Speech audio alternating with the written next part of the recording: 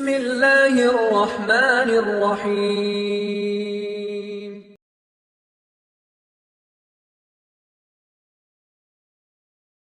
கண்ணியத்துக்குரியவர்களே, இது நமக்கு தரக்கூடிய பாடம் என்ன, படிப்பினை என்ன? அதுதான் இந்த நேரத்தில் நமக்கு தேவை.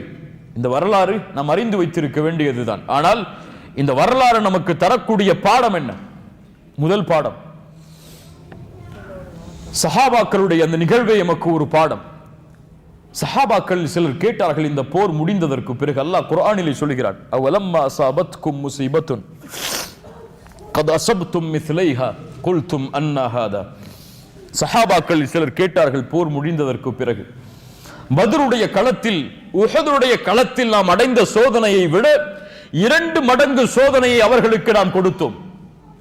ஆனால் இந்த போர்க்களத்தில் தோல்வி எப்படி வந்தது? அன்னா ஹாதா, இது எங்கிருந்து வந்தது? ஏன்? காயிதுல் மைதான், அந்த போரின் படை தளபதி யார்? யார் போரை வழிநடத்தியது? ரசூலுல்லாஹ்.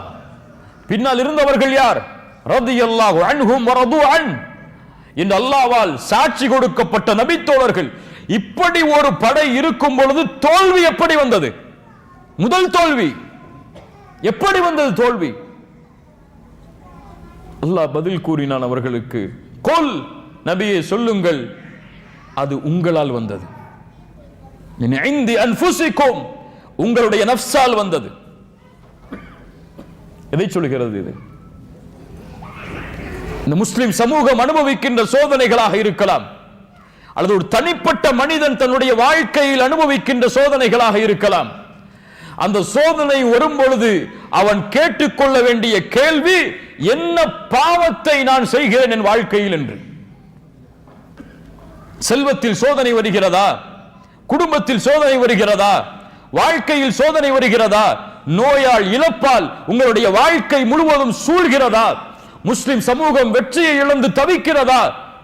இதுவெல்லாம் அல்லாஹ்வுடைய சோதனைகள் என்று வெறும் வார்த்தையை கூறுவதை விட முதலில் ஒரு முஃமின், ஒரு முஸ்லிம் கேட்டுக்கொள்ள வேண்டிய கேள்வி, என்ன பாவம் உன் வாழ்க்கையில் இருக்கிறது? அல்லாஹ் ரப்புல் ஆலமீன் ஒரு மனிதனுக்கு கொடிய சோதனைகளை கொடுப்பதில்லை, அவனுடைய கரம் சம்பாதிக்கும் பாவத்தாலே தவிர. வஹரல் ஃபஸாது ஃபில் பர்ரி வல் பஹர் பிமா கஸபத் ஐதின் நாஸ், நிலத்திலும் கடல்களிலும் குழப்பங்கள் பரவும். ஏன்? அவர்களுடைய கரங்கள் சம்பாதித்த பாவத்தால். ஒரு நோய் வருது, பொருளாதாரத்தில் பிரச்சனை வருது, குடும்பத்தில் பிரச்சனை வருது, அல்லது ஒரு வாகனத்தில் விபத்து ஏற்படுது. இப்படி பெரும்பெரும் சோதனைகளை வாழ்க்கையில் சந்திக்க வேண்டிய நேரம் வந்தால் முதலில் அவர் தன்னை கேட்கணும், அல்லாஹ்வுடைய கட்டளைக்கு ஏதாவது நான் மாறு செய்றேனா? ரசூலுல்லாஹ்வுடைய கட்டளைக்கு நான் ஏதாவது மாறு செய்றேனா? என் வாழ்க்கையில ஏதாவது பாவம் இருக்கா? தொழுகையை விடுறனா? இந்த வருஷம் ஜக்காத்தை கொடுத்தனா? வட்டியை விட்டு விலகி இருக்கிறனா? பொய் சொல்றனா? புறம் பேசுறனா? என்ற பாவங்களைத்தான் அவன் முதலிலே என்ன வேண்டுமே தவிர என்ன சொல்லிடக்கூடாது, அல்லாஹ் நான் வந்துச்சுன்னு சொல்லிடக்கூடாது. அதுதான் அல்லாஹ்வுடைய நாட்டம்தான். அந்த நாட்டத்தை எது கொண்டு வந்தது என்பதை அவன் முதலிலே சிந்திக்க வேண்டும். ஏன்? உஹதுடைய களத்துடைய ஒட்டுமொத்த இந்த சோதனைக்கும் காரணம் ஒரு அல்லாஹ்வுடைய தூதருடைய வார்த்தை மீறப்பட்டது தான். இரண்டாவது, இந்த சஹாபாக்களுடைய அர்ப்பணிப்பு இந்த போர்க்களத்தில் சுப்ஹானல்லாஹ் வார்த்தைகளால் வர்ணித்து விட முடியாது. இது எந்த நேரத்தில் உஹதுடைய போர்க்களத்தை பொறுத்தவரை வரலாற்றின் அடிப்படையில் அதை தொகுப்பது கொஞ்சம் சிரமம். எது எப்போது நடந்தது என்று தெரியாது. ஏனென்றால் சோகமான நிகழ்வுகள் அதிகமாக பதியப்படவில்லை. ஆனால் இந்த போர்க்களத்திலே சஹாபாக்கள் செய்த தியாகம் சாதாரணமானது கிடையாது. தல்ஹா இப்னு உபைதில்லாஹ், சஅத் இப்னு அபி வக்காஸ், ஹம்ஸா இப்னு அப்துல் முத்தலிப், ஹந்தலா, முஸ்அப் இப்னு உமைர் அவர்கள் இந்த தீனுக்காக தங்களுடைய உயிரை, அல்லாஹ்வுடைய தூதருடைய உயிரை பாதுகாப்பதற்காக அர்ப்பணித்த அந்த உயிருடைய மதிப்பு சாதாரணமானது கிடையாது. அவர்கள் அர்ப்பணித்தார்கள் இந்த தீனை நிலைபெறச் செய்ய வேண்டும் என்பதற்காக, ரசூலுல்லாஹ்வை பாதுகாக்க வேண்டும் என்பதற்காக. அந்த மரண நேரத்தில் கூட சஅத் இப்னு ரபியா என்ன சொன்னார்? அன்சாரிகளுக்கு செய்தியை சொல்லுங்கள், அன்சாரிகளுக்கு செய்தியை சொல்லுங்கள், தூதரை பாதுகாப்பதை அவர்கள் தவற விட்டு விட்டால் அல்லாஹ்வின் புறத்திலிருந்து மன்னிப்பே கிடையாது என்பதை. மரண நேரத்தில் கூட என்ன நினைத்தார்கள் அவர்கள்? ஆனால் நாம் ரசூலுல்லாஹி ஸல்லல்லாஹு அலைஹி வஸல்லம் அவர்களுடைய இந்த வரலாறு எத்தனை பேருக்கு தெரியும்? எத்தனை பேருக்கு தெரியும்? இங்கே வந்திருக்கக்கூடிய பலருக்கு இல்ல மாஷா அல்லாஹ், அல்லாஹ் பாதுகாத்தவர்களை தவிர ஒரு கேள்வி கேட்டால் பதில் தெரியாது. என்ன கேள்வி தெரியுமா? ரசூலுல்லாஹுடைய மனைவிமார்களுடைய பெயரை சொல்லுங்கள் என்று கேட்டால். கேட்கவா? எத்தனை பேருக்கு தெரியும்? கொஞ்சம் கையை உயர்த்துங்க. ரசூலுல்லாஹுடைய மனைவிமார்களுடைய பெயர் எத்தனை? சரிங்க. ரசூலுல்லாஹுடைய பிள்ளைகளுடைய பெயர் எத்தனை? ரசூலுல்லாஹ்வுக்கு மொத்தம் எத்தனை ஆண் பிள்ளைகள், எத்தனை பெண் பிள்ளைகள்? தெரிஞ்சவங்க வேணாம், தெரியாதவங்க கையை உயர்த்துங்க.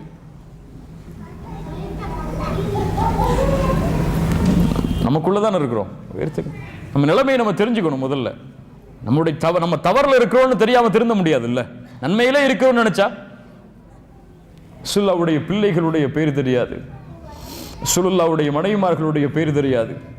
ரசூலுல்லாஹ் எப்போது பிறந்தார்கள், எத்துணை போர்க்களங்களை சந்தித்தார்கள், எத்துணை சோதனைகளை சந்தித்தார்கள், அல்லாஹ்வுடைய தூதர் எப்போது மரணித்தார்கள், அல்லாஹ்வுடைய தூதருடைய குடும்பத்தார்கள் யார், அல்லாஹ்வுடைய தூதர் சொர்க்கத்திற்கு சுப செய்தி சொன்ன அந்த 10 நபித்தோழர்கள் யார், இப்படி அல்லாஹ்வுடைய தூதருடைய வரலாற்றில் எதுவுமே தெரியாது இல்ல மாஷா அல்லாஹ் பலருக்கு.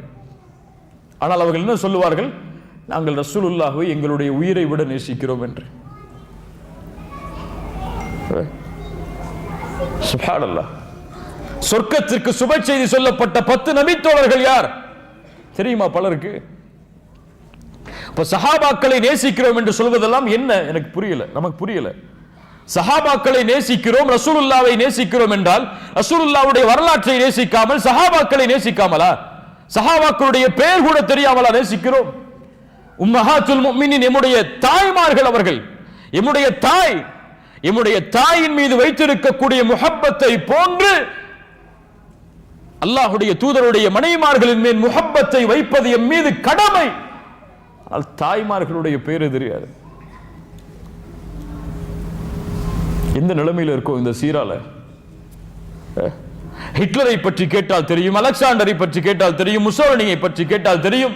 இப்படி வரலாற்றில் இருக்கக்கூடிய அத்துணை வரலாற்றின் வீரர்கள் என்று நம்மால் சொல்லப்படுகின்ற அவர்களுடைய எல்லா வரலாறுகளும் தெரியும். ரசூலுல்லாஹ்வுடைய வரலாற்றை படிப்பதற்கு இன்னும் என் வாழ்க்கையில் நேரம் இல்லை, நேரம் கிடையாது. எங்க புரட்டுறது ரசூலுல்லாஹ்வுடைய சீராவை?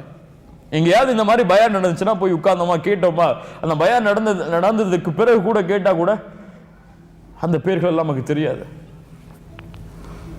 யோசிச்சு பாருங்க, நம்முடைய நிலைமை எப்படித்தான் இருக்குது. அந்த சஹாபாக்களுடைய தியாகம் எமக்கு கேட்கக்கூடிய கேள்வி, வமாதா கத்தம்த லிஹாதா தீன். அதான் தல்ஹா தன்னுடைய ஒட்டுமொத்த உடம்பையும் தூதருக்காக அர்ப்பணித்தார். ஹம்சா இப்னு அப்துல் முத்தலிப் அப்படி ஒரு மிக கொடூரமான முறையில் ஷஹீதாக்கப்பட்டு தன் உடம்பை அர்ப்பணித்தார். முஸ்அப் இப்னு உமைர் கஃபனுக்கு கூட வழி இல்லாமல் இந்த தீனுக்காக தன்னுடைய உயிரை பிரிந்தார். சுப்ஹானல்லாஹ். அத்துணை அந்த 7 அன்சாரி தோழர்களும் தூதரை விட்டு தூதரின் மேல் காஃபிர்களுடைய பார்வை விழுந்துவிடக் கூடாது என்பதற்காக தங்களுடைய உயிரை அர்ப்பணித்தார்கள். நானும் நீங்களும் எதை அர்ப்பணித்தோம் இந்த தீனுக்காக? காலையில் ஃபஜ்ர் தொழும் போது ஒரு தூக்கம் வருமே, அந்த தூக்கத்தையாவது அர்ப்பணித்தோமா? தூக்கத்தையாவது அர்ப்பணித்தோமா? கிடையாது. துஹருக்கு அதான் சொல்லும் போது வேலை இருக்குமே நம்முடைய ஆபீஸ்ல, அதை அர்ப்பணிச்சோமா? கிடையாது. ரசூலுல்லாஹி ஸல்லல்லாஹு அலைஹி வஸல்லமை பாதுகாப்பதற்காக தங்களுடைய உயிரை அர்ப்பணித்தார்கள் நபித்தோழர்கள். ரசூலுல்லாஹ்வுடைய ஒரு சுன்னாவை பாதுகாப்பதற்காக ஒட்டுமொத்த உலகமும் தயாராக இருந்த நபித்தோழர்கள் மத்தியில். ஆனால் இங்க ரசூலுல்லாஹ் இசையை தடை செஞ்சாங்க, ஆனா நாங்க கேட்போம். ரசூலுல்லாஹ் தாடி வளர்க்க சொன்னாங்க, நாங்க வளர்க்க மாட்டோம். சுப்ஹானல்லாஹ். கண்ணியத்துக்குரியவர்களை அல்லாஹ் எம்மை பாதுகாப்பானாக. இல்முடைய சபையை நோக்கி விரையுங்கள். கல்வி அதுதான் நம்முடைய அறியாமையை நீக்கும். கல்வியை கற்றுக்கொள்வதற்கு நாம் முன்னேறவில்லை என்றால் இந்த அறியாமை நம்முடைய மரணம் வரை தொடர்ந்தே இருக்கும். அல்லாஹ் அதை விட்டு நம்முடைய சமூகத்தை பாதுகாப்பானாக. ரசூலுல்லாஹி ஸல்லல்லாஹு முடிவெடுங்கள், உறுதியெடுங்கள். இந்த நிமிடத்திலிருந்து, இந்த நேரத்திலிருந்து, இன்றையிலிருந்து ரசூலுல்லாஹ்வுடைய பிறப்பு முதல் இறப்பு வரை எல்லா வரலாற்றையும் நான் படித்து குறிப்பெடுத்து என்னுடைய குடும்பத்தார்களுக்கு நான் தெரிவிப்பேன் இன்ஷா அல்லாஹ். என்னுடைய பிள்ளைகள் ஏதோ சில ஆலிம்களிடத்திலே உட்கார்ந்து அல்லாஹ்வுடைய தூதருடைய வரலாற்றை படிப்பதற்கு முன்னால் என் பிள்ளைக்கு என் தூதருடைய வரலாற்றை நான் கற்றுக் கொடுப்பேன் இன்ஷா அல்லாஹ். இதுதான் பெற்றோர்கள் செய்ய வேண்டிய கடமை பிள்ளைக்கு. யார் அபூபக்கர், பிறந்து வளரக்கூடிய குழந்தைக்கு தெரிய வேண்டும். யார் உமர் தெரிய வேண்டும். யார் உஸ்மான் தெரிய வேண்டும். யார் தல்ஹா தெரிய வேண்டும். யார் சஅத் தெரிய வேண்டும் ரலியல்லாஹு அன்ஹும். இப்படி உருவாகக்கூடிய சமூகம் தன்னுடைய வரலாற்றை நெஞ்சில் சுமந்து அந்த வீரத்தோடு இந்த பூமியில் வசிக்கக்கூடிய சமூகம் உருவானால் மீண்டும் அழிந்த அந்த வரலாற்றை வெற்றியோடு கண்ணியத்தோடு இந்த சமூகத்திற்கு கொண்டு வரக்கூடிய நாள் ரொம்ப சீக்கிரத்தில் இருக்கும். இன்ன நஸ்ரல்லாஹி கரீப். அல்லாஹ் ரப்புல் ஆலமீன் அப்படிப்பட்ட வாக்கியத்தை எமக்கு தரட்டும். அல்லாஹ் ரப்புல் ஆலமீன் இந்த உஹதுடைய களத்திலிருந்து படிப்பினை பெறக்கூடிய சமூகமாக அல்லாஹ் ரப்புல் ஆலமீன் எம்மை ஆக்கட்டும். அல்லாஹ் எம்முடைய பாவங்களை மன்னித்து எம்முடைய சோதனைகளை அல்லாஹ் ரப்புல் ஆலமீன் நீக்கட்டும். ஜஸாக்குமுல்லாஹு கைரன்.